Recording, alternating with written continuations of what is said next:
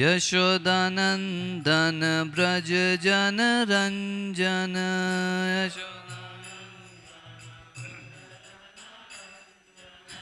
यमुना तीरावनचारी जय कुंज बिहारी यमुना तीरावनचारी जय कुंज बिहारी जय राधा माधव जय कुंज बिहारी जय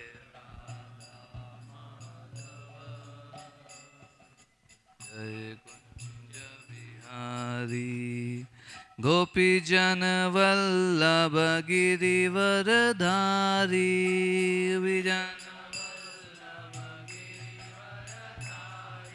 गोपी जन वल्लभ गिरिवरधारी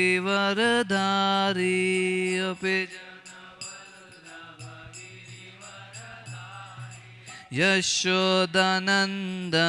ब्रज जन रंजन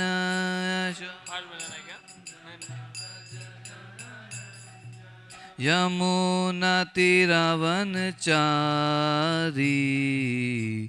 जय Kunj Bihari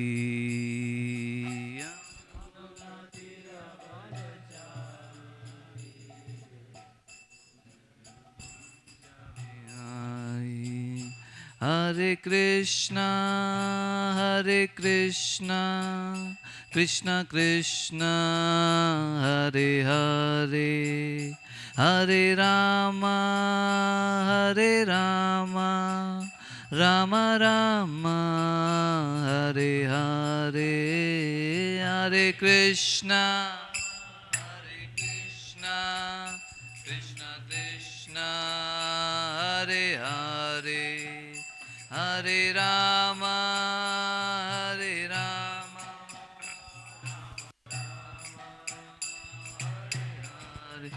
Hare Krishna Krishna Krishna Hare Hare Hare Rama Rama Rama Hare Hare Hare Krishna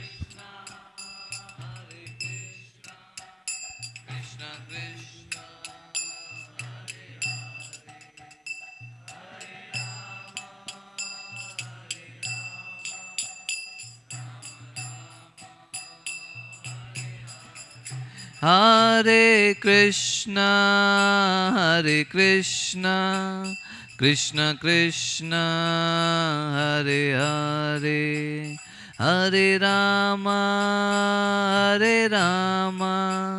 Rama Rama Hare Hare Hare Krishna Hare Krishna Krishna Krishna Hare Hare Hare Rama Rama Rama Hare Hare Hare Krishna Krishna Krishna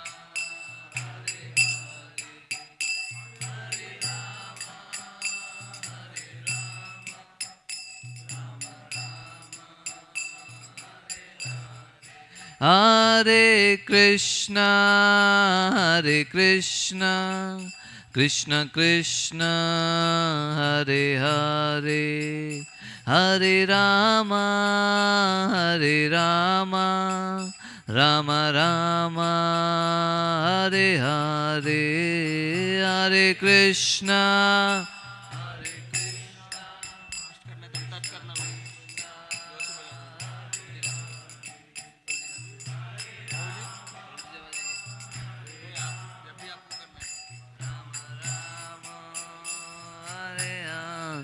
Hare Krishna, Hare Krishna, Krishna Krishna, Hare Hare, Hare Rama, Hare Rama, Rama Rama, Hare Hare, Hare Krishna, Hare Krishna, Krishna Krishna, Hare Hare, Hare Rama, Hare Rama,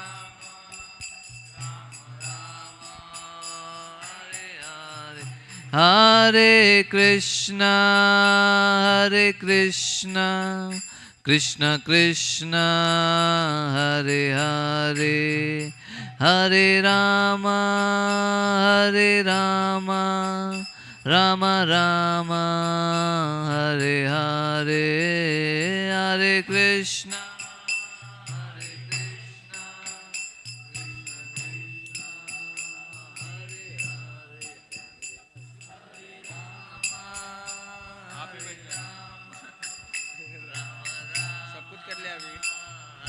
Hare Hare Krishna, Hare Krishna, Krishna Krishna, Hare Hare, Hare Rama, Hare Rama, Rama Rama, Hare Hare, Hare Krishna,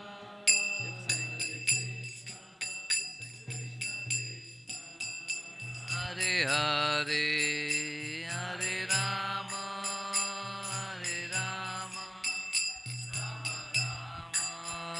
Hare Hare, Hare Krishna, Krishna Krishna, Hare Hare, Hare Ram, Ram Ram, Hare Hare, Hare Krishna, Krishna Krishna, Hare Hare, Hare Ram, Ram Ram, Hare Hare Krishna, Krishna Krishna, Hare Hare, Hare Ram, Ram Ram, Hare Hare.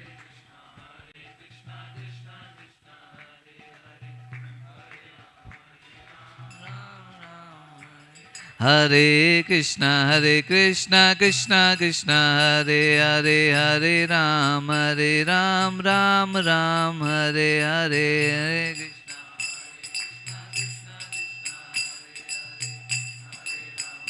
Ram Ram Ram, Jaya Radha Vrindavan Chandra, Radha Vrindavan Chandra, Radhe.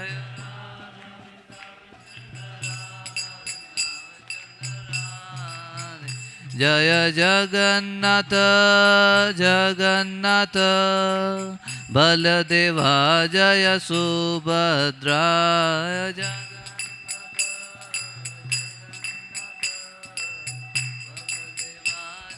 Subhadra, Jaya Gauranitai, Gauranitai, Gauranitai, Jaya Gauranitai.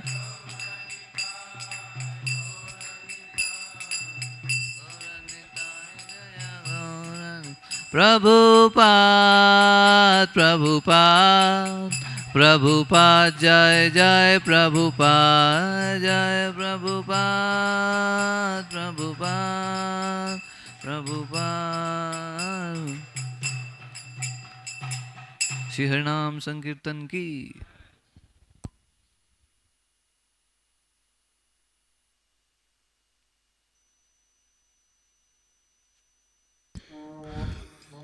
Om Namo Bhagavate Vasudevaya.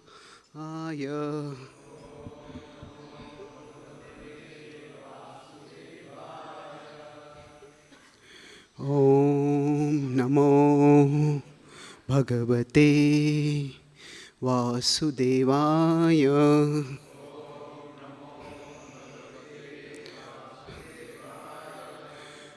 Om Namo Bhagavate Vasudevaya.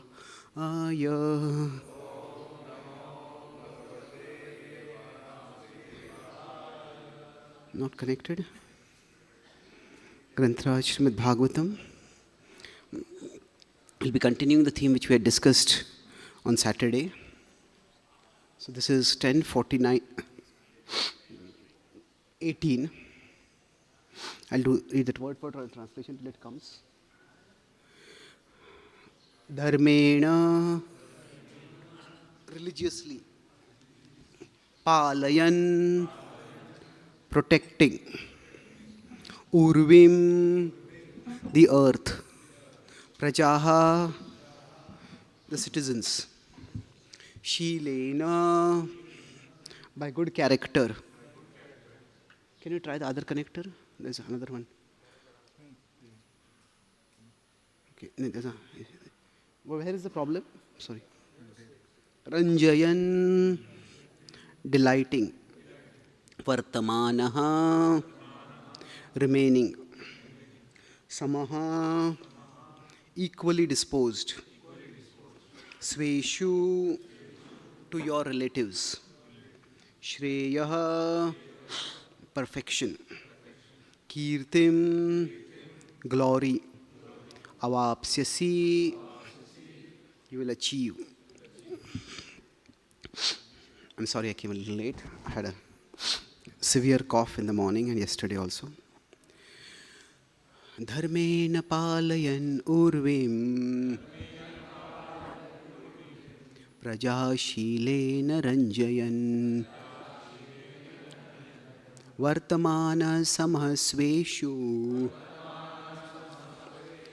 shreya kirtim avapsyasi. Dharmena palayan urvim prajashilena ranjayan vartamana samasveshu shreya kirtim avapsyasi. Dharmena palayan urvim prajashilena ranjayan vartamana samasveshu shreya kirtim avapsyasi.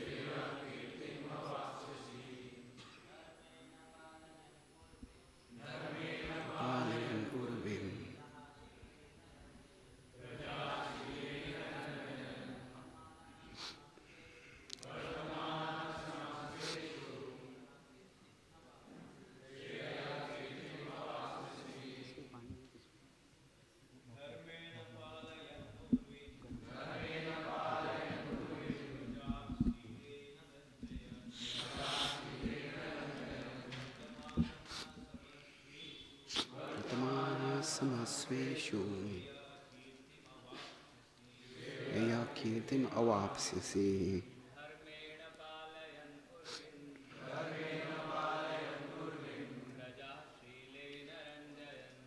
Yashilena ranjayan samasveshu kirtim avapsyasi. Vaishnavis.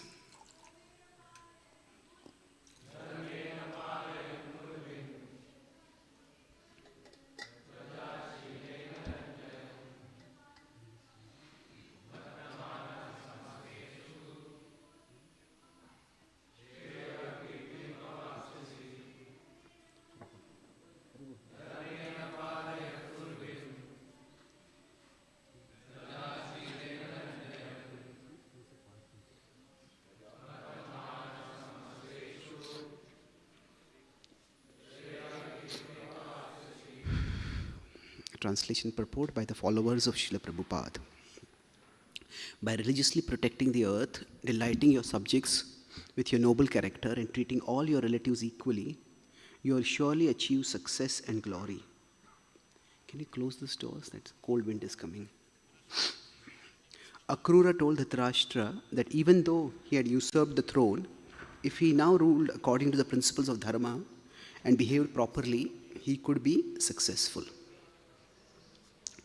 Om Jnanatimirandhasya Jnananjana Shalakaya Chakshurunmilitam Yena तस्मै श्रीगुरवे नमः. नमः ॐ विष्णुपादाय कृष्णप्रेष्ठाय भूतले श्रीमते भक्तिवेदान्त स्वामी इति नामिने. नमस्ते सरस्वती देवे गौरवाणी प्रचारिणे निर्विशेष शून्यवादी पाश्चात्यदेशतारिणे वाञ्छाकल्पतरुभ्यश्च कृपा सिन्धुभ्य एव च पतितानां पावनेभ्यो वैष्णवेभ्यो नमो नमः. जय श्री कृष्ण चैतन्य प्रभु नित्यानंद श्री अद्वैत गदाधार श्रीवासादि गौर भक्तवृंद. हरे कृष्णा कृष्णा कृष्णा हरे हरे, हरे Ram Ram Ram Hare Hare. My dear Lord, please guide us all so that we can learn from your words how we can live in your world in a way that we can come closer to you. Hare Krishna.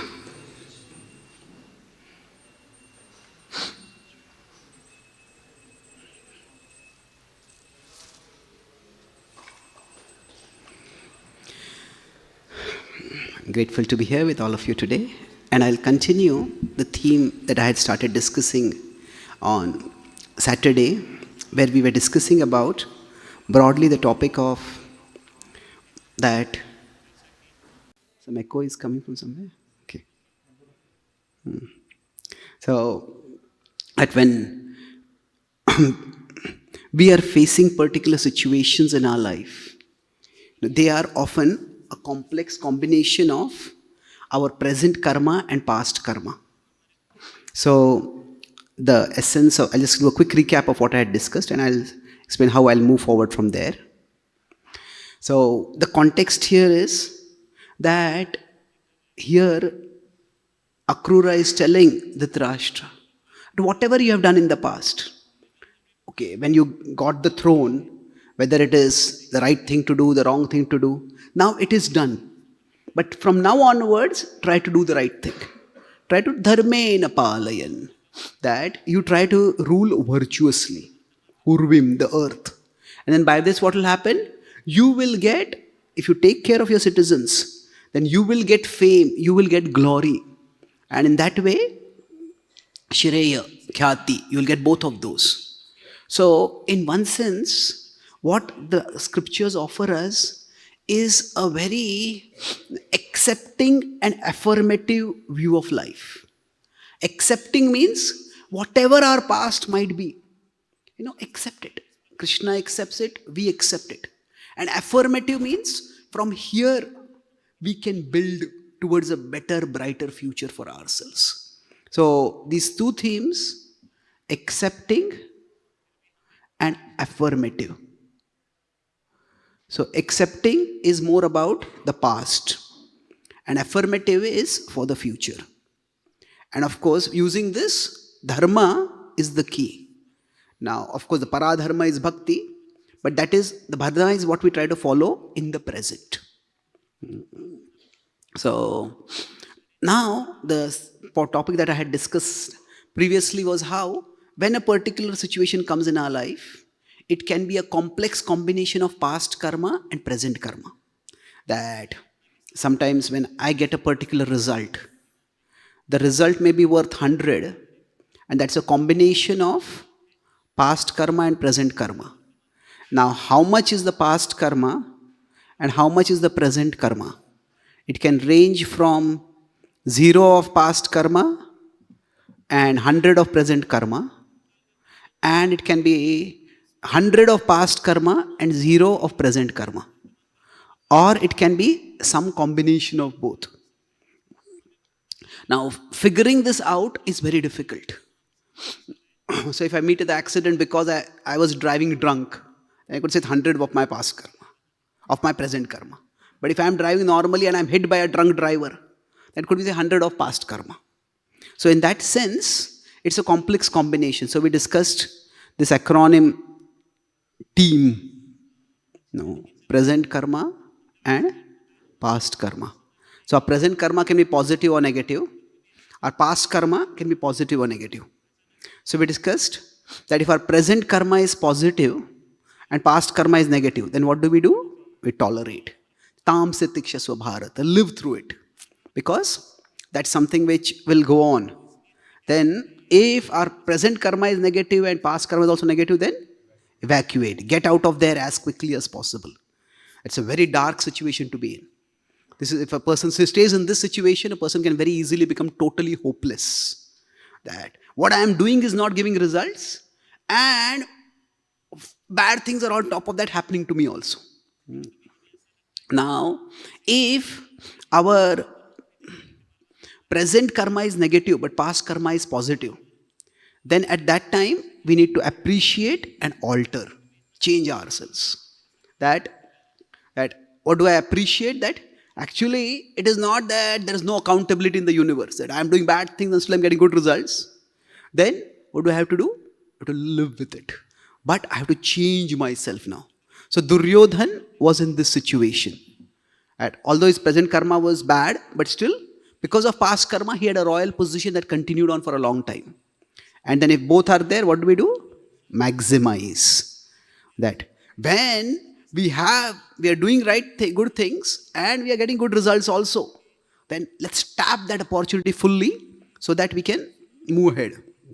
So we can say the Pandavas after coronation, after the war, were in this situation. Now, tolerate, when the present karma is good, the past karma is bad. The example of this is, say, Vidura. Now, past karma, we don't know what his past karma was, but we're talking in terms of that he was doing the right thing, but it was not leading to the right results.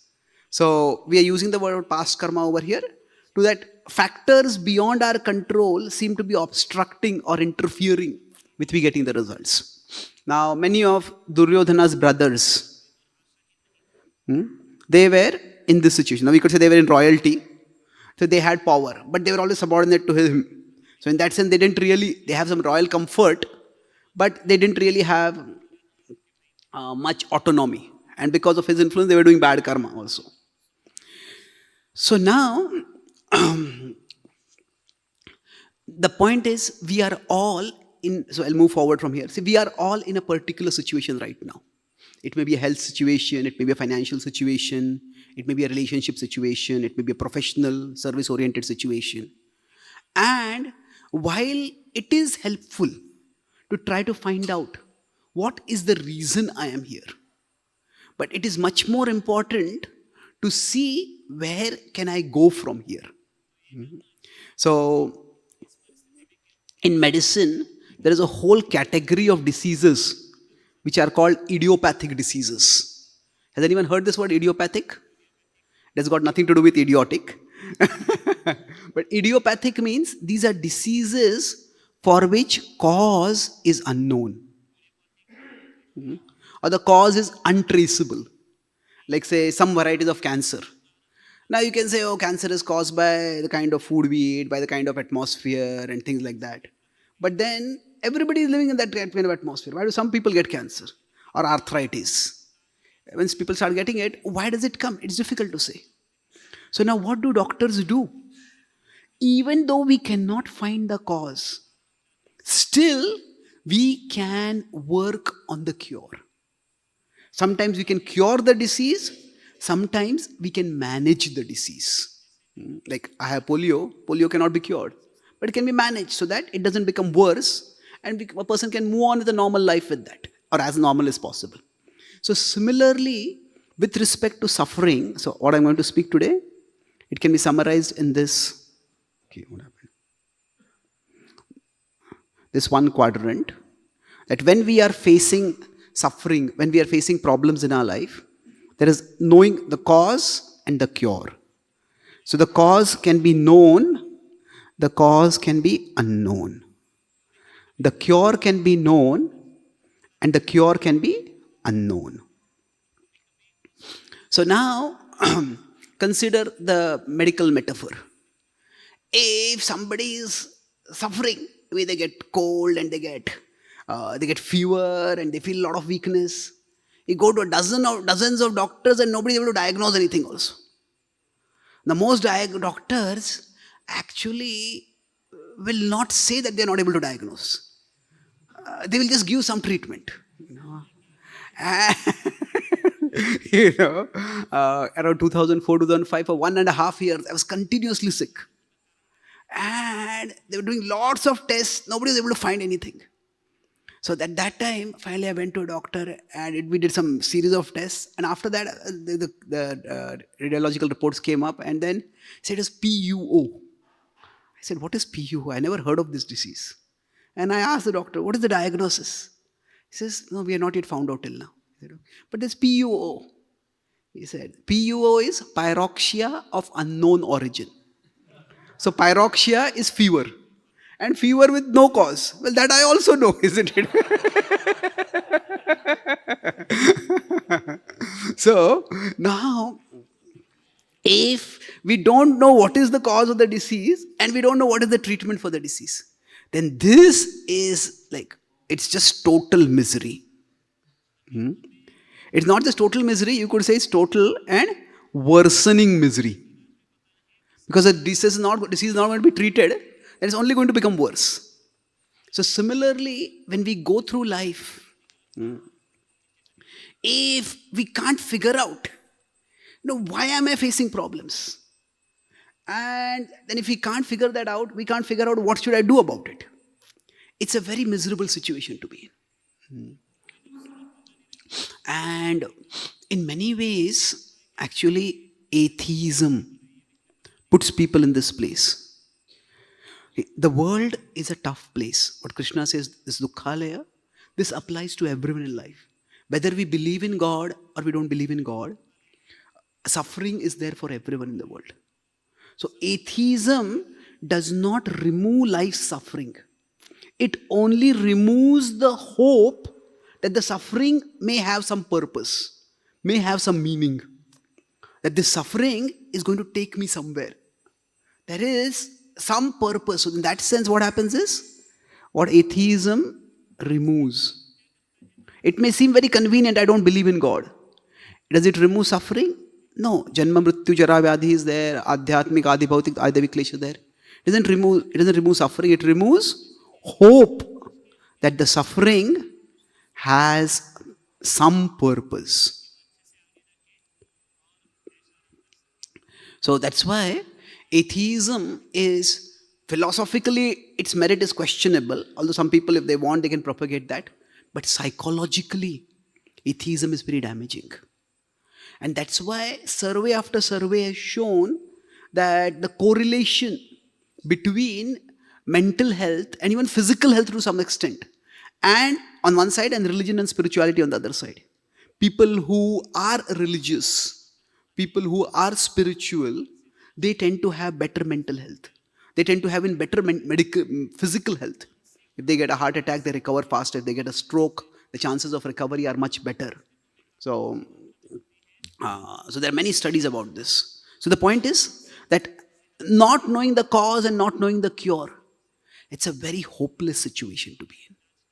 And it's not just atheism that puts us in this situation. We can say godless materialism. That is where somebody considers God to be irrelevant in life. That can also be a problem. Now, within this, when I'm talking about cause and cure, because it's only 4 quadrants, we don't have 3 dimensions over here. We can also have one more thing is that we can come up with a false cause. Like, that, this is the cause, but the cause is something else. So we can come up with a wrong cause also. That's also possible. We will come up with some reason for our suffering and we will try to deal with that. So now, sometimes for all of us, whenever suffering comes in somebody's life, it's very easy to say, it's because of karma. But if you see in Shastra, Krishna himself says, Gahana karmano gati. And then we have Parikshit speaking with Bhumi and Dharma, the bull and the cow. And there when the bull is asked, what is the cause of suffering? And what does the bull say? Vakya bheda vimohita. That there are different philosophers who have come up with different ideas of the cause of suffering, and it's very difficult to know. So, it's not so easy. When somebody is going through some trouble, to say it's because of past karma, well, maybe, maybe not. Maybe it is because of present karma. And more important thing is that even if it is because of past karma, what does it mean practically? So if I am sick right now, and somebody could be sick because they ate unhealthy food, or somebody could be sick although they ate healthy food, still they got sick. The point is, why we got sick is important to know, but what to do about it is even more important to know. So in that sense, if you consider the Gita and the Bhagavatam, in many ways, the focus is that suffering in this world is idiopathic. Idiopathic means that the cause may not be known, but the cure can be known.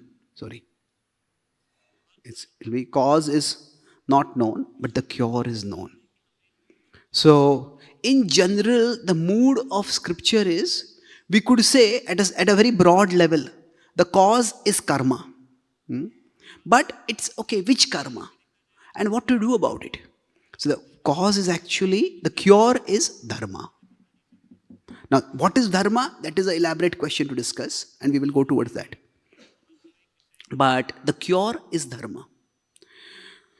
So, if you see, Krishna himself is right next to Arjuna in the Bhagavad Gita, and still Krishna does not give Arjuna any kind of past life backflash. That Bhishma was so and so in this lifetime, and Arjuna was so and so in this lifetime, and Bhishma did this, and Arjuna did this, and that's why now both of them have to fight against each other. Krishna doesn't go into the past. Krishna says that now that you are here, make the best choice. So it's interesting when Krishna talks about tolerating also.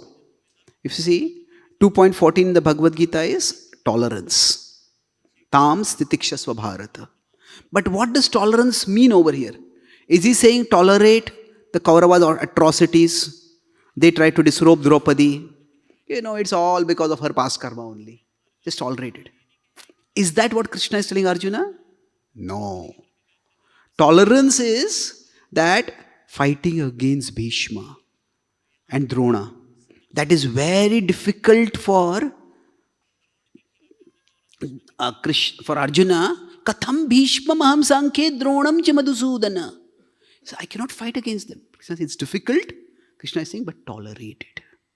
And that's why before tolerance, Krishna gives intelligence. Dehinosmin yatha dehe. So, it is very important that by intelligence, we know what are the big things in our life, and we can keep the big things big, and we know what are the small things, and we keep the small things small. So, without intelligence, tolerance will become impotence. If somebody is doing atrocities to us, and we say, oh, tolerate it, they'll just make us exploited. It'll make us abused. And that is not what Krishna is telling. So what is the big thing? The big thing, Krishna later on, it's remarkable that in the entire Bhagavad Gita, if Krishna's purpose were to get Arjuna to fight, then Krishna did not have to speak the whole philosophy. Krishna could have just described the incident of Draupadi's being disrobed. He says, do you remember how that wretched Dushasan dragged the fair Draupadi into the assembly? How he pulled her with her sari and her hair. Do you remember the hot tears of anger and fear and terror that were coming from her eyes? Do you remember the feeling of helplessness and rage that was coming over you? Do you remember the vows you took to destroy those who had caused such pain? Now is the opportunity for you. Kill them all right now. And that would have been enough for Arjuna. Isn't it? So, Krishna could have just, if you have to eat food like this, why do you need to eat food like this? Krishna's purpose was not to get Arjuna to fight for revenge. And that's why he says, Nirvairaha sarvabhuteshu, have no enmity towards anyone. He says, fight not to take revenge, but fight to establish dharma in society, to establish the rule of virtue. So, why are we talking about that if everything is because of past karma, okay, maybe it is. But does that mean, okay, everything has to be tolerated? No, not necessarily. No, Srila Prabhupada was trying to preach in India and somehow he's not getting much results. Now Prabhupada's spiritual master had told him, had said famously that if no one comes to the programs, speak to the walls. Now Prabhupada could have thought that maybe it's my past karma, that in this my life, my destiny is, I should just preach to the walls. Did Prabhupada do that? No, Prabhupada went from India all the way to America at the age of 70. So why did Prabhupada do that? Because his focus was not so much on, okay, is this because of past karma? But what is my dharma? My dharma is to preach. And how can I best preach? So now, so what we are trying to, let's go back to this 4 quadrants to understand this. That now, if the cause is known and the cure is unknown, in medicine, this is very frustrating. There are different statistics with respect to this. But there are, say, 4,000 diseases. Their medicine knows 40,000 diseases. Assume this is a hypothetical number, but it's indicative. There are 40,000 diseases that are known, but there are only 4,000 diseases for which cures are known. So what happens is, okay, this is the disease, now die. So now you can try to manage the disease. This is like very frustrating. That I know the cause, but I can do nothing about the cause. So this is where tolerance may be required. That sometimes, say somebody is living in a country where the government is where the ruling head is very dictatorial and autocratic. Now we don't have the power to change that. Maybe they don't have, North Korea, they don't allow anyone to escape also. People try to escape. And I met one person, he actually, in North America, I met him. He said, just like the Pandavas had dug a tunnel underneath. So they actually dug a tunnel worth several kilometers. And that's how for weeks and weeks and weeks, he was digging that tunnel. And that's how he escaped from North Korea. So but now they are trying to make it in such a way that he just cannot escape. So what do you do at that time? Sometimes you're in such a place where you just have to live that way. So we know this is the problem, but there's nothing we can do about it. Now the best, of course, is here. We know the cause and we know the cure. So now how do we understand what is the cause and how do we move forward to understanding what is the cure? Now the problem with assuming that suffering is because of past karma is that there may be some things which we can do to change it, but we may stop doing it. We may not do it at all. In many ways, this was one of the reasons why Indians accepted aggression for so long. Aggressors kept coming. When the Islamic invaders came to India, at least they came and settled over here. And then, but if you consider the British colonizers, there's nowhere in the history of the world till now where the number of rulers were so few and the number of ruled were so many. The British population was less than 0.1% of the Indian population. And still they were able to rule for more than 150 years almost. So there are many reasons for this. And you could say, practically speaking, they had guns and we didn't have guns and all those things. But overall, there was this, okay, whatever has happened, it's all destiny. It's all past karma, just live with it. So that is not a very healthy attitude. So it can make people unnecessarily passive. So what do we do in such a situation? So we'll look at how Krishna talks about it in 18, 14, 15 in the Bhagavad Gita. He says that whenever success comes, adhishthanam tatha karta, karanam cha pruthak vidha, vividhascha pruthak cheshta, daivam chaivatra panchamam. So he says there are these multiple factors. So if we consider This is where I am right now, and this is the there are two mountains. This is the result, the future result that I want, and this is the present situation I am in. So to get from there, we need to build a bridge. And that bridge has 5 planks within it. And the last plank is Daiva. Daivam Chaivatra Panchanam. The first plank is Atma. At a basic level, the person has to be alive. If the soul is not there in the body, nothing is going to happen. Scientists have till now preserved the brain of Einstein. And they're hoping that, in future we'll put the brain in somebody else's body and we'll get Einstein back. That's not much different from how the Egyptian pharaohs, their bodies would be preserved as mummies. So that's just a superstition basically. Just because scientists have it does not make it less superstitious. But the point is that adhishtanam, the karta is one thing. Now after that, Krishna talks about 3 things. That there is karanam. Then there is adhishtan. I'll just go in a particular list over here. And then there is cheshta. So now these can be understood in a particular way. The karanam is senses. And the senses are associated with the talent that we have. Like somebody is a good singer. Now, if we did an X-ray of their throat and looked at their voice muscles, it's not that you're going to find anything special over there.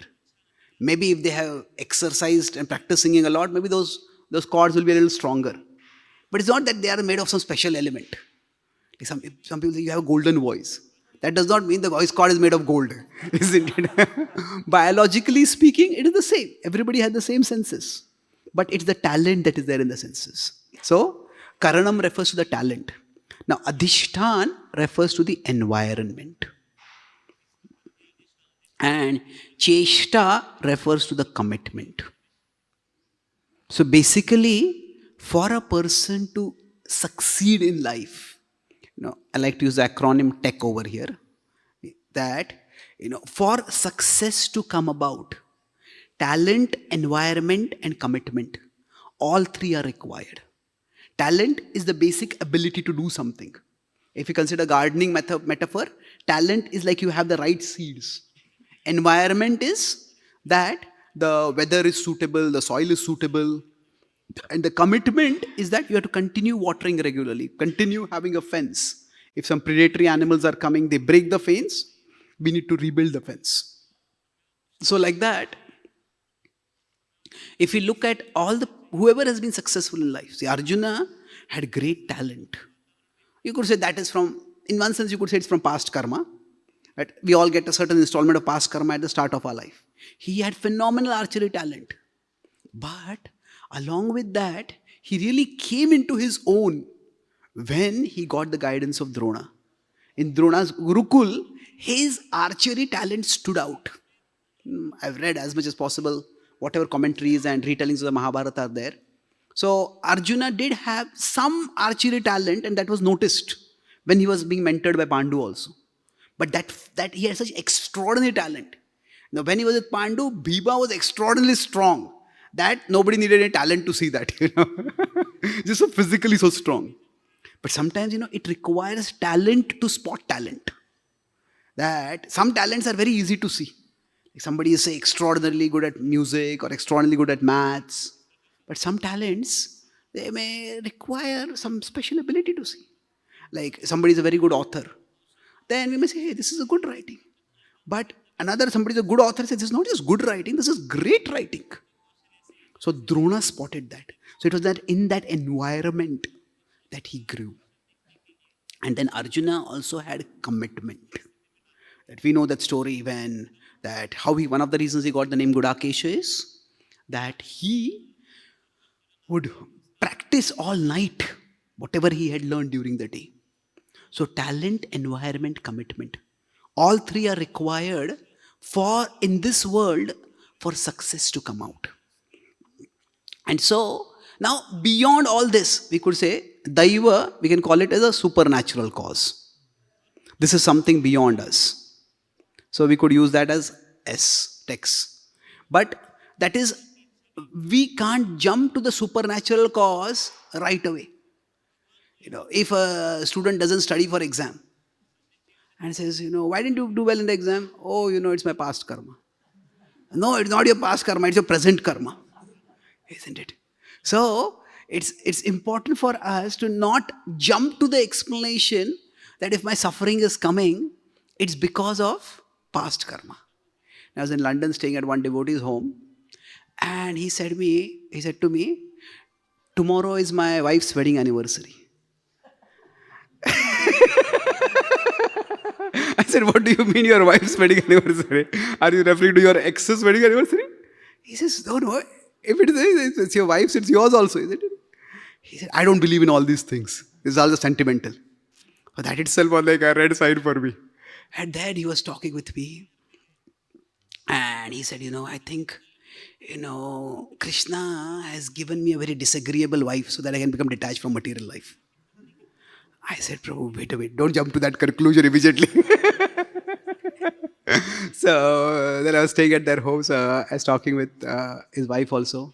And she was introduced to Bhakti primarily through him. And she was quite a reasonable, intelligent lady. And, when she started talking, there were some basic things which are expected for a husband to do. And he was not doing any of those things in the name of being transcendental and detached. And then, naturally, she was unhappy about it. So I said, yes, Prabhu, with all due respect. So normally, whenever anybody says with all due respect, whatever is going to be spoken after that is not going to be very respectful.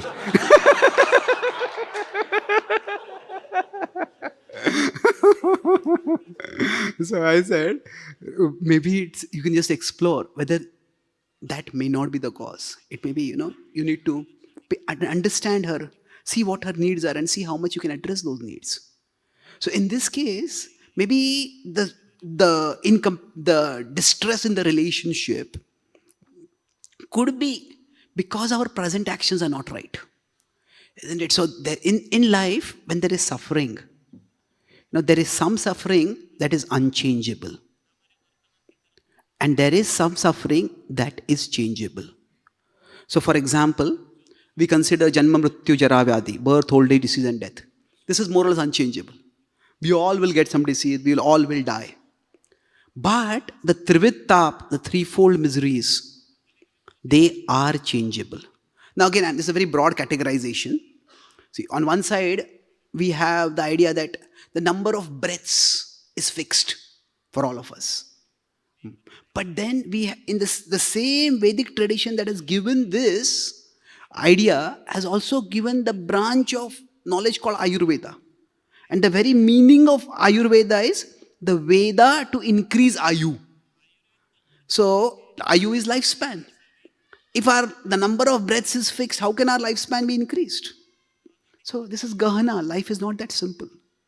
So there are certain things which are beyond our control, but there are certain things which are in our control.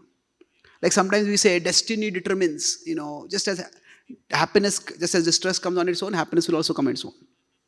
Now that is true, but then we also say, yehi samsparshaja bhoga dukkha yonaya yevate.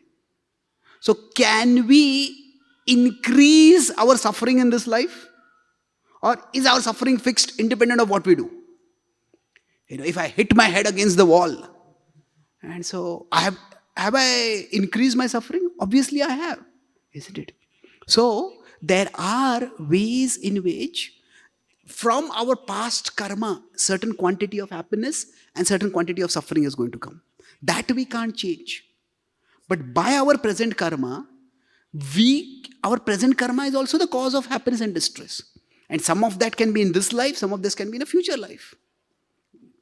So if a person starts smoking and gets a lot of health problems, that's not because of past karma, that's because of present karma. So our present actions also do matter. So there is suffering that is changeable. So the point I'm making over here is, there's a serious problem when we go towards, say, when I'm facing suffering. When we are facing suffering, we are trying to right now determine the cause of the suffering so that we can move towards the cure of the suffering. So say all of it is due to past karma. That can make us unnecessarily passive. To say all of it is due to present karma, or it is only due to present karma, that can make us unnecessarily depressed. What happens is, if on one side we need to take responsibility for things we are responsible for, but if we start taking responsibility for things that are beyond our control, we'll just end up beating ourselves up unnecessarily. Sometimes we do our best and still things go wrong. You just have to accept that this has happened and move on with life. If a doctor does the best possible thing to treat patient and still the patient dies, the doctor has to accept this sometimes happens. We can't do anything about it. So now suffering is caused by a combination of both. And now if it is a combination, how do we understand, that what is the cause? So now once we understand the cause, we can move toward the cure. So I'll give one framework in which we can move forward. Say, if I'm having some suffering, I'm having some setbacks, some problems. Suffering could be disease, heartbreak, or failure, or whatever. Suffering could also be that we are not getting as much success as we expect. See, in life, suffering goes over two extremes. One is devastation. Devastation means what? Things are opposite to expectation. I'll get this job, I'll get a lot of money and I'll grow wonderfully in this job. And the job is, I work and they don't pay the salary at all. And the company is very exploitative, the work environment is such that it's nightmarish. It's almost like indentured labor. That is devastation. But the other can be dissatisfaction. That means it's short of expectation. It is good, but it is not as good as I expected. And that's why I feel it is bad. So suffering can range from, it's not that everybody is in unbearable suffering all the time. Dissatisfaction is also suffering. Relatively speaking, mild.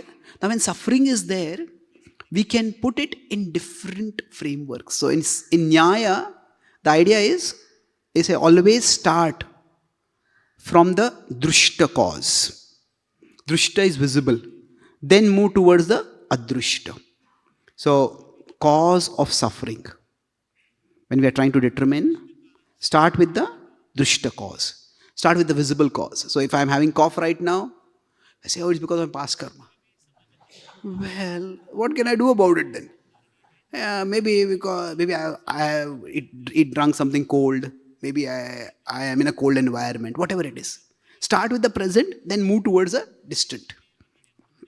So if there is suffering, say for example, suffering in the sense that we are doing some service, maybe we are doing some preaching, and we are not getting results.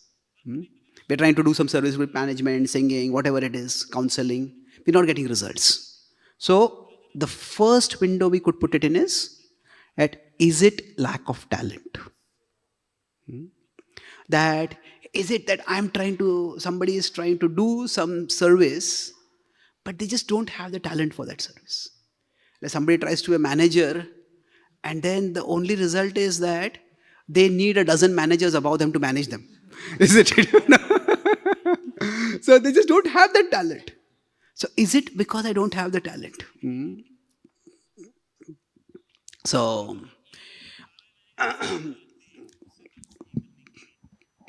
in the early days of my spiritual life, I tried to learn singing. I tried for some time, and finally one devotee told me, maybe you should postpone this project to the next lifetime.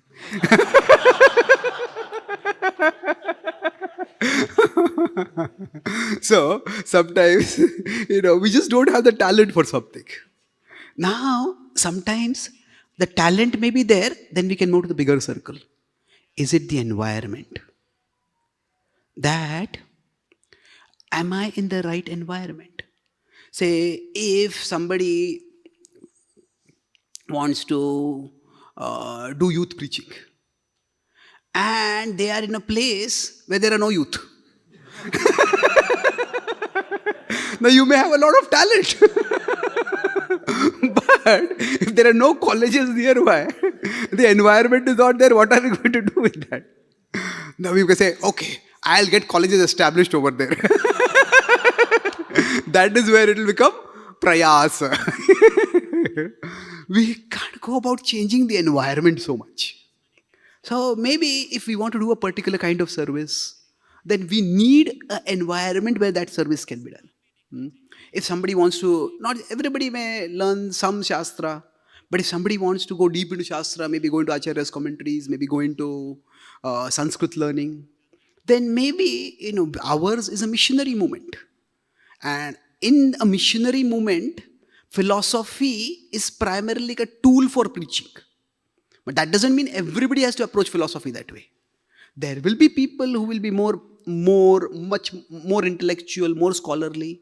And then we may have to be a part of that kind of forum where that kind of talent will be nurtured. That's environment. So sometimes to do a particular service, we need the right environment. And that could mean that either I change the environment where I am in, or I go to a different environment. Now, if the talent is there, if the environment is also there, then we have to see whether we have the commitment. So is it that I am working hard enough? Is it that maybe I am being lazy? So recently, like a month or two ago, there was this news about this former Indian cricketer Vinod Kamble. He was in the news because he was living in utter poverty and he applied to the BCCI for some pension. So Vinod Kamble was a friend and like a peer of Sachin Tendulkar. And when both of them emerged on the international scene, both of them were phenomenally talented. They expected both of them will do great things. And he was successful for some time. But then Tendulkar continued on and he became probably the greatest cricketer, greatest batsman at least in Indian history, in the world history probably. But Kamble, now we don't want to criticize him, but objectively, he to some extent let fame and wealth get to his head. He started getting into bad habits, started splurging money. And then he just became dysfunctional. And then he lost his place and he never retained his place and things just went down. So now he was in Mumbai. Mumbai is probably the best place for cricket talent to be nurtured. Nowadays from various other places also cricketers are coming up. But so he had talent, he had the environment, but he didn't have the commitment. So sometimes if that is not there, everything may be right. But if we are not committed enough, so we are not doing cheshta enough, then the results may not come. So say if we want to do preaching and build a temple. Now we have the talent to cultivate people. We have the talent the environment is also, there are people who are pious, there are people who are well-to-do. But then, it's not that in 1 or 2 days we are going to find contacts. Sometimes we have to persist for 6 months, 1 year, 2 years. And then maybe through that commitment, the result will come. And now, if after all of this also the result doesn't come, then we can go to Daiva, destiny. That maybe this is not meant to happen. So that way, so if I have the talent, then I need to persist. Have I got the right environment, or have I got the right commitment? So I'll take 2 examples of this and conclude this session then. Quickly, that if we consider Srila Prabhupada's life himself.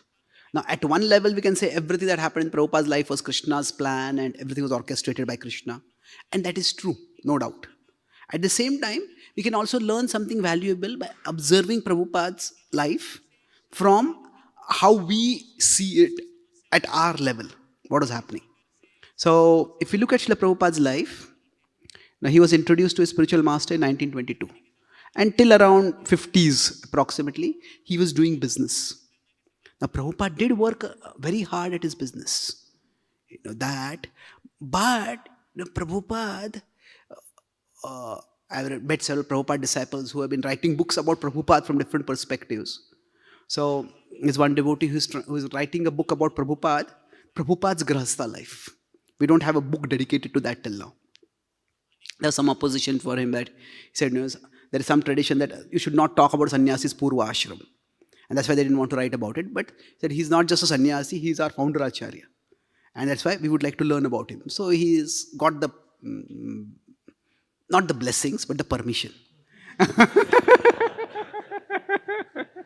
So, but yeah, so he's writing it. So one of the things he was telling me is that now there are not many people who from that time, 1920s, who are alive also right now. Hmm? But as much as he contacted, he says when Prabhupada, he was doing his pharmacy business, Prabhupada by nature was a teacher. So when people would come to him, he would give them pharmacy medicine, but he would also start preaching to them. And Prabhupada worked extremely hard as a pharmacist. He had his business in Mumbai, in Kolkata. Then he went to Mumbai. Then he went to Prayag. Now all this level of relocation, it's not easy, especially at that time. There were no planes and trains were also very crowded and messy.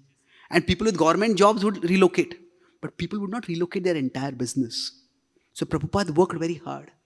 But that was just not, he was brought by nature a businessman. He had business ability, but that was not his natural talent. So Prabhupada tried his best, it didn't work. Then after that, Prabhupada shifted to trying to do full-time preaching. But then, if you see here, it was, we could say, now again, we are not judging Srila Prabhupada over here. We are simply trying to learn what we can. Krishna can arrange that while his plan is working in his pure devotee's life, sometimes through his pure devotee's life also, some teachings at a practical level may be taught for us. So we could say the talent, this was off over here. Then roughly till 65, Prabhupada was preaching in India. Now, there are many reasons that somehow the environment was not right over there. Now, broadly, we could go to 3 reasons over there why the environment was not right. Most importantly, Prabhupada was preaching in English. Now, even now, local language outreach gets far more response than English outreach. And 1950s and 60s, how many people even knew English? So, Prabhupada was preaching in English. Second was, Prabhupada was not a kathakar.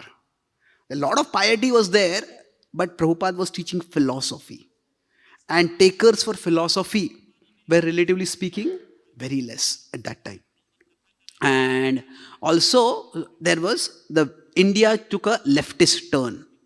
The whole Indian government, it chose, after independence, India chose to embrace socialism. We didn't go into communism, but the Indian government was overall quite non-religious or even anti-religious. Although people were quite religious. So there was a certain amount of hostility everywhere that Prabhupada went. So there we could talk on many other reasons. Now, the environment was not right. Now, of course, the main reason we are often told is that India was infatuated with the West. And that is also true. Now, that was only one of the reasons. That's not, no. But what happened over here is, so Prabhupada focused on that reason. Now, Indians are not interested in spirituality. That is a form of Maya. Indians are infatuated by the West. That is a form of Maya. Isn't it? Prabhupada used one form of Maya to counter another form of Maya. Isn't it? Like the Bhagavatam says, use a thorn to bring out another thorn. Sometimes we say spiritual solutions to material problems. No, actually material problems require a material solution. We can have a spiritual consciousness that guides us to find the material solution. But so Prabhupada, when he saw his preaching was not having a success, he found a material cause for it. The material cause is Indians are infatuated by the white skin. So now why are you calling this a material cause? Yes, attraction to the fair skin is a material illusion. And Prabhupada decided to counter that. So now when he went to America, 65 to 66, it was probably the most difficult period in his entire life. It was, people just treated him like a curiosity object. If it had been the age of social media, when Prabhupada came to Butler, Pennsylvania, Swamiji, one selfie, people would have said. Then Prabhupada came to New York. And then also, in the yoga studio, he was not allowed to speak. Then he came to the Lower East Side. And this David seemed to be the person about to become a devotee. And then this David turned and attacked Srila Prabhupada in a drug-induced craze. Now, psychologically speaking, we can't even imagine how discouraging it can be. Now, we invest a lot of time and effort in cultivating someone to become a devotee. And that person suddenly goes away. that itself feels bad. Now, how could this person have gone away like this? And nowadays, the word is ghosting. Especially in relationships, they talk about it. If a boy wants to break up with a girl wants to break up with the boy, just stop responding. Act as if you are a ghost. You don't act as if the person doesn't exist only. Sometimes preachers can also get ghosted. So that itself feels bad. But how much worse it is if the person who we're preaching to us starts criticizing us, starts attacking us.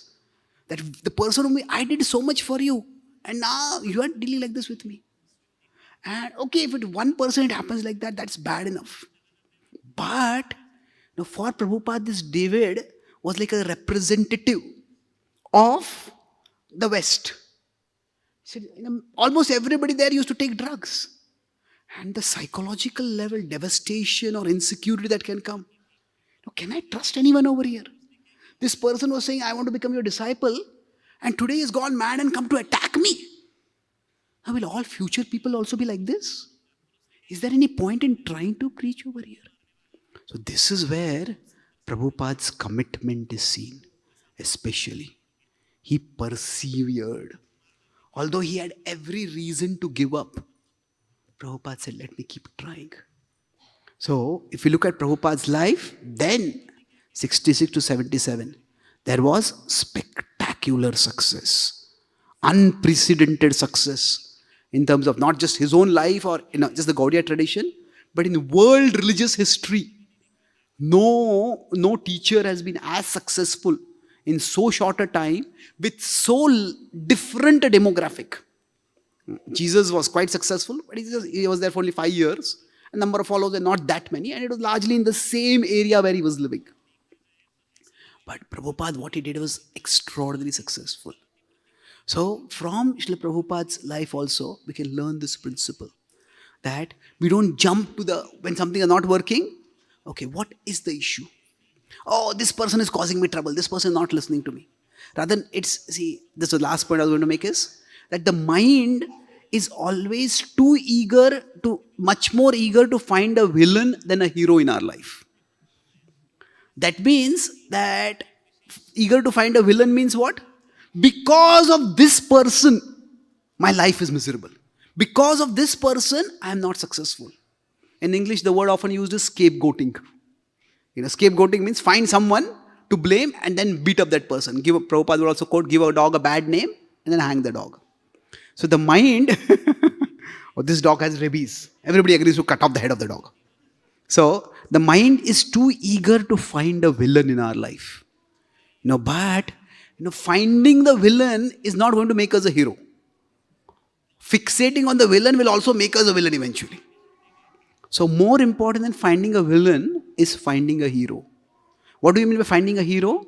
That life is unfair to everyone. Everybody feels that I am not getting what I deserve. I am working hard and not getting success. But in spite of that happening, do we have example of someone who is persisting? Someone who is succeeding?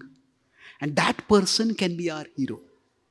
And then they will inspire us to pursue according to talent, to seek the right environment, to maintain the commitment. And that's how the hero is the person who does these things. They have the talent, they cultivate they either build the environment or they go to that environment, they cultivate the commitment, and that's how eventually the success comes up. So I would say the Pune project itself, when I was here in Pune, when we had just had a small temple in Kunj Bihari.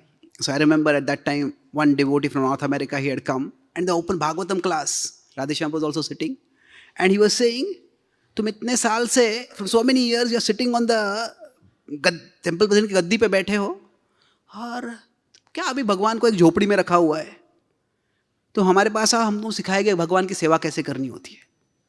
This was 98, 99. I was shocked. Publicly he is criticizing on the Vyasasana. So at that time, Radheshyam Prabhu had a particular vision that his focus was to do youth outreach. And he had that talent, but he slowly created that environment. And then now we have a flourishing community here, and there is youth outreach happening all over the country in so many places. The Delhi has taken that model, modified it, and instead of making many bases, they have made many temples. Now all over the world things are spreading. So that talent was there, the environment had to be created, but even after that, commitment was required. So basically, for all of us, now we can see for what we are trying to do, what would be the inspiration for us. Who is a hero whom we can see persisting in whatever service that I am trying to do. Ultimately for us, Srila Prabhupada is such a hero. And those who are following Srila Prabhupada in different services, they can be our heroes. And yes, there could be villains in our life and we have to deal with them. But don't fixate on the villains. Focus on the hero. And that's what will ultimately help us to come closer to the supreme hero, that is Krishna, and to become better servants of him. So I'll summarize what I discussed today. So the topic today was about dealing with suffering, dealing with with suffering in our life. How do we see its cause? So I talked about broadly 2 main points, or we could say 3 points, but 2 main points. First was this graph of the cause and cure.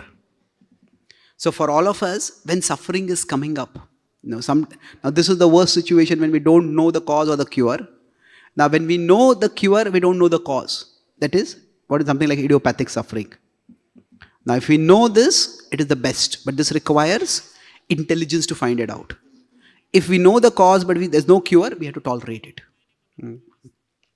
So now, how do we go about determining the cause? We discussed that move from the drishta to the adrishta. And what is drishta and adrishta? In that case, we discuss whenever something is going wrong in our life, that suffering, we can't just assume that suffering can be in the form of dissatisfaction or it can be in form of devastation. That something is not working for me or something is, it's going completely the opposite of what we want. So we can't go towards the cause of suffering as totally past or past karma or only present karma. So the solution would be start from the present. Start from the visible and then gradually move towards the invisible. So that means we look at, if I'm not getting result, do I have the talent for doing this particular thing? Can I develop the talent? Then we can look at, am I in the right environment? Can I cultivate that environment here or do I need to go somewhere else to have that environment? Then can see whether I have the commitment. And when these are there, if in spite of that, sometimes the result doesn't come, then we can say it is because of past karma, it is because of destiny. So when we are functioning, we look at Srila Prabhupada's example also, how Srila Prabhupada's life story also illustrates these principles. And this way we can try to find out some actionable cause for whatever we are going through, and then we can respond appropriately. Thank you very much. Hare Krishna. Let us pray to the Lord that whenever, my dear Lord, whenever I'm going through suffering, let me not jump to conclusions, but let me get the intelligence from you, dadami buddhi yogam tam, so that I can find the right cause and work on the right cure. Yes, bro. Thank you very much for such a simplified explanation of the suffering. So probably basically suffering could happen because of various things, including my body and mind. Hare Krishna. So the suffering could happen because of various things. So, but suffering because of other people, right? So I think I remember maybe once Radheshyam Prabhu was mentioning that there's an acronym called NICE, needs, interests, concerns, and expectations. So the ability to judge, like that example of the husband and wife that you gave, where the husband was not able to see the needs of the wife. So basically this, the ability to judge the needs, interests, concerns, expectations of another person, because of my misjudgment, I would not done anything. So what is the dharma and how do you get it? Because of talent or because of training? And if it is because of training, what is the training for us in our scenario? Well, some people may have that interpersonal intelligence a lot. That just looking at people, understanding their emotions, understanding what are their thoughts. So some people just have that ability, others don't have. Now, we all can develop it through training. I think just reading Shastra carefully, and many devotees are now talking about life lessons from scriptures. Sometimes we just look at characters and say, okay, this character, this character did that. But those devotees, even among devotees, there are devotees who have these abilities. So we can try to read their books, we can try to hear their classes. So now in some cases, if somebody wants to get some specialist training for that, that's also okay. Like there are different people have different love languages, and try to understand what the love language of a particular person is can be helpful.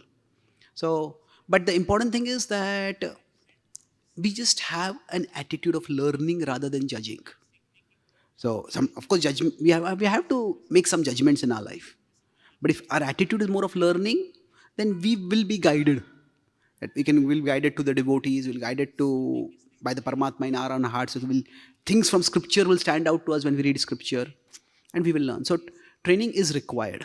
But whether specialized training is required, that's open to discussion. Yeah, Rick, just one more question. On the top left quadrant, the idiopathic quadrant, you had mentioned that the cure is Dharma. And I'm not sure whether you saw the drama yesterday, where the drama was about Jayadev Goswami, and they were depicting the scene where he was passing through a forest, and there were dacoits who robbed him, and also they chopped off his arms and they threw him in a dark well. And then later on, the king somehow the other came to the jungle and he heard his singing, and then he rescued him. And then Jayadev Goswami said that it is because of destiny, as in he said Krishna, I don't remember the dialogue, but because of whatever it has happened, and let's forgive the dacoits. My question is, what was the king's dharma? Should he have taken the dacoits into prison and whatever, or whether he acted correctly? Generally, where great saints are involved, we have to see whether their actions are inspirational or exemplary. The two are not the same thing. There could be many things which are maybe inspiring, but they may not necessarily be exemplary. In the sense that is not what everybody is meant to do. Like say, Ajamil being saved at the last moment by uttering the one word Narayan. That is inspiring, but that's not exemplary, isn't it? It is not that the lesson that Parikshit Maharaj draws from it is that Shukdev Goswami, shut up. There's no need for me to hear from you of 7 days. When I see the Takshak bird coming, at that time I'll chant one Narayan. No, he doesn't do that. So isn't it? So that's why, especially when we go into the lives of great saints, there are many things which they may be inspirational, and we understand the principle of bhakti and Krishna's protection over there. But that may not be exemplary. Now, what should the king do at that particular time? Because it's an extraordinary saint involved, so because of that, the king may go along with what the saint is saying. Or the king may decide that the dacoits are a threat to society. And that's why we have to counter them. See, we see Parikshit Maharaj, Dharma says that I don't know the cause of suffering.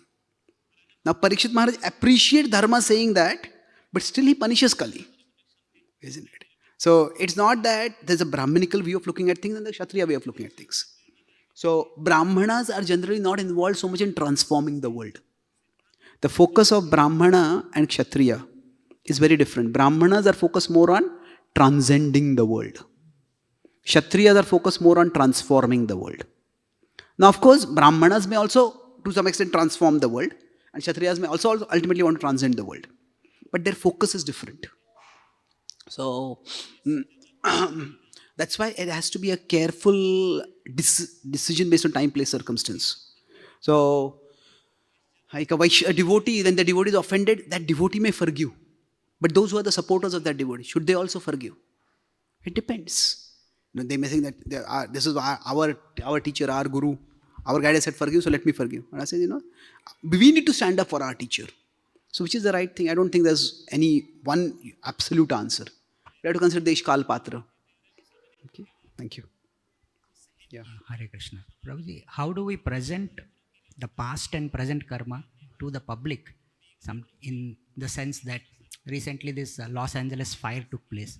Some people said they are meat eaters, they mocked God, so therefore this happened. And some like that. And some Titanic also, because they challenged God, God took revenge. So that is like, this is one way of presenting the past karma or present karma. And second is parallel in our lives. Sometimes, why this devotee left this temple? Because he offended me 10 years before. We try to become astrologers in telling this is the action because of which this reaction took place. So when it comes to somebody suffering, how do we present their past and present karma in a way that is sensitive and also amicable? No. There are some videos on social media which make me profoundly embarrassed to be associated with ISKCON. So these are something like that. It's like we should not be like, desperately looking for some opportunity to prove our philosophy. Our philosophy is glorious enough. It's not that somewhere something happened and we this is what is according to our philosophy. Well, throughout history, so many people have defied God, isn't it? There's an atheist, Richard Dawkins. He is like, like a 36 adjective gali to God. Like he says, God is, I don't even want to repeat it, whatever it is. So he is living and flourishing.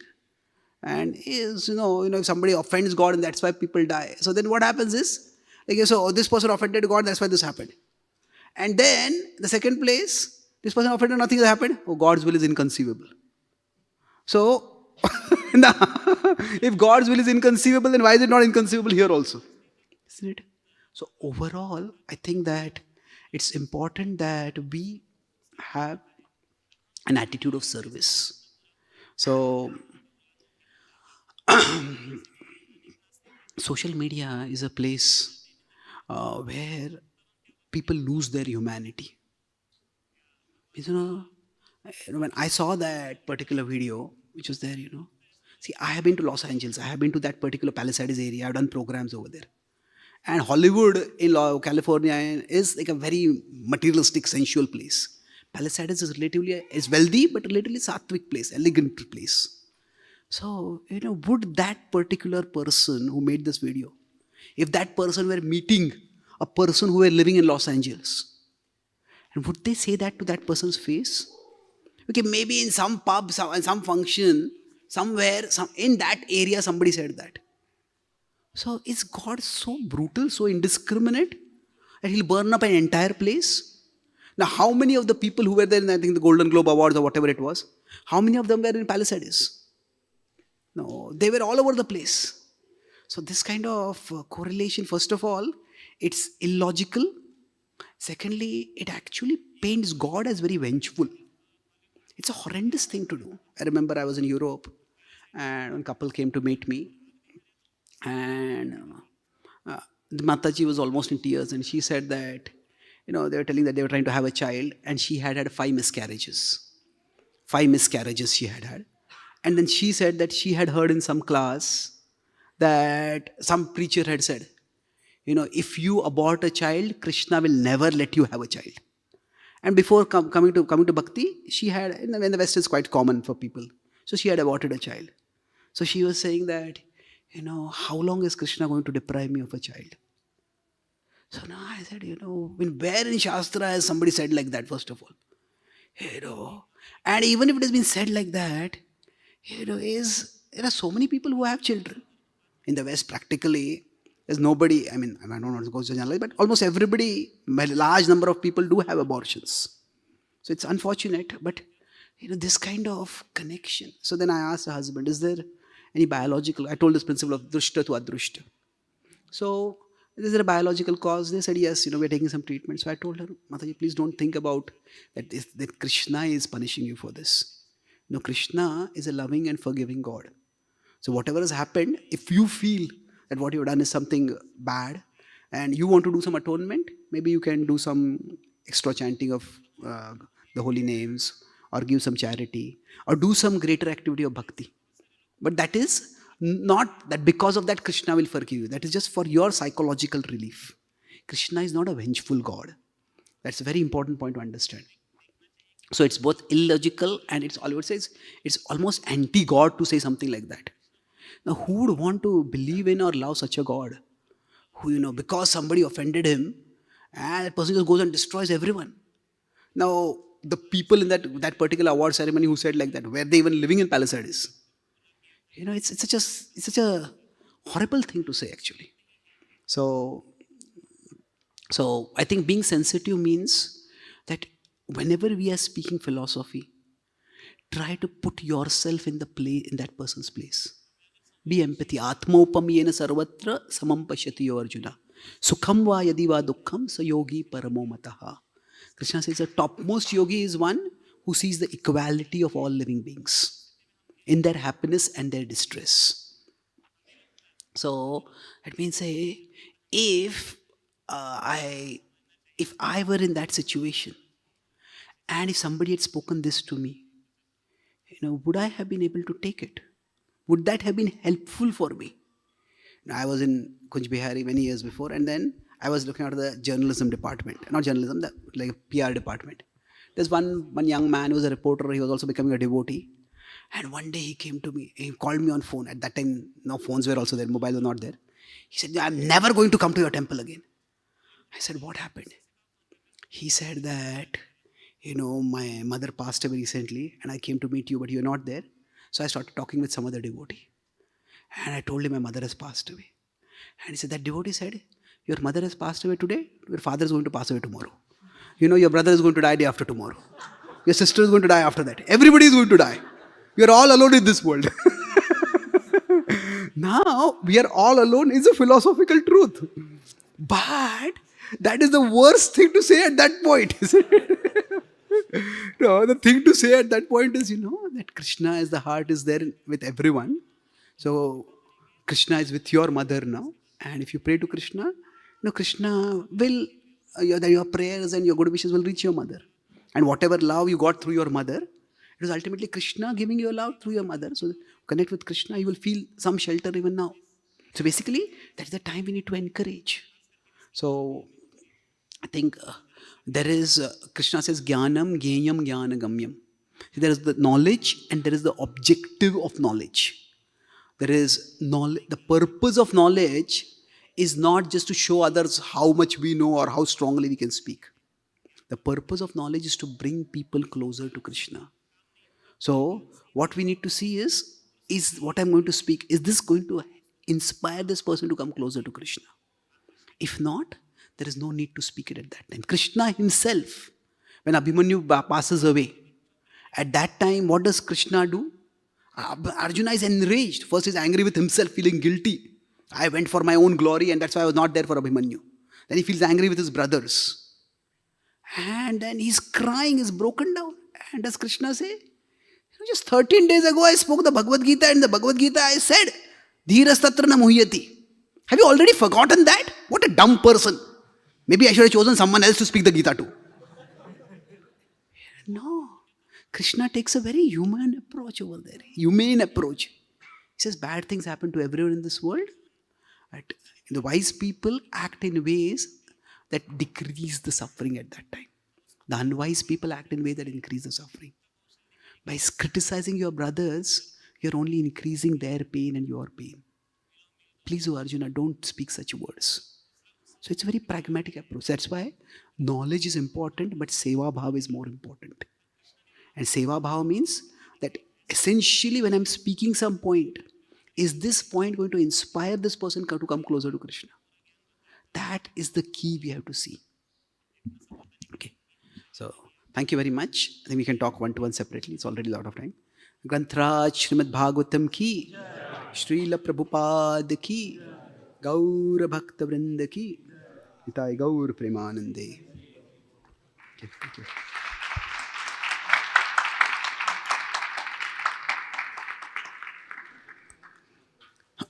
So much of what I spoke about having a accepting and affirming attitude towards life, I described in this book, Gita for the CEO. I announced about it the other day also. Especially for those who are in the corporate world and who would like to see how the Gita's principles can help them in their life.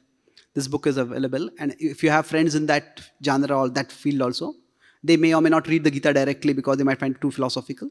This can be a bridge to the Gita for them. It's also in the form of conversation between two corporate leaders. And there are also diagrams and images like what I was drawing in the book to explain the concept. So if any of you want, the book is available over here. I'll also be here for some time to sign the books. Thank you very much. Hare Krishna. Hare Krishna. Let us thank His Grace Chaitanya Charan Prabhu by loudly chanting Hare Krishna Mahamantra. Hare Krishna, Hare Krishna, Krishna Krishna, Hare Hare, Hare Rama, Rama Rama, Hare Hare. आज भक्ति सिद्धांत सरस्वती ठाकुर का appearance day और अभी फिर से वापस भक्ति सिद्धांत सरस्वती महाराज का फेस्टिवल होगा, तो सभी भक्तों से विनती है 11 बजे फिर से इस ग्रेस चैतन्य चरण प्रभु का लेक्चर होगा। और साथ साथ में आपके लिए एक खुशखबर है, भक्ति विकास स्वामी महाराज एक किताब लिखे हैं, ये आपको पता है, भक्ति सिद्धांत वैभवा, ये भी अवेलेबल है। और इसके साथ एक कंडेंस्ड वर्जन ये भी अवेलेबल है, ये हिंदी में है। तो इसका कीमत केवल 150 रुपये है। आज डिस्काउंट है 20 रुपये, 130 रुपये में मिलेगा। तो इसको भी आप प्राप्त कर सकते हैं। और भक्ति सिद्धांत वैभव चाहिए तो इसका 2100 रुपये में आप प्राप्त कर सकते हैं। हरे कृष्ण।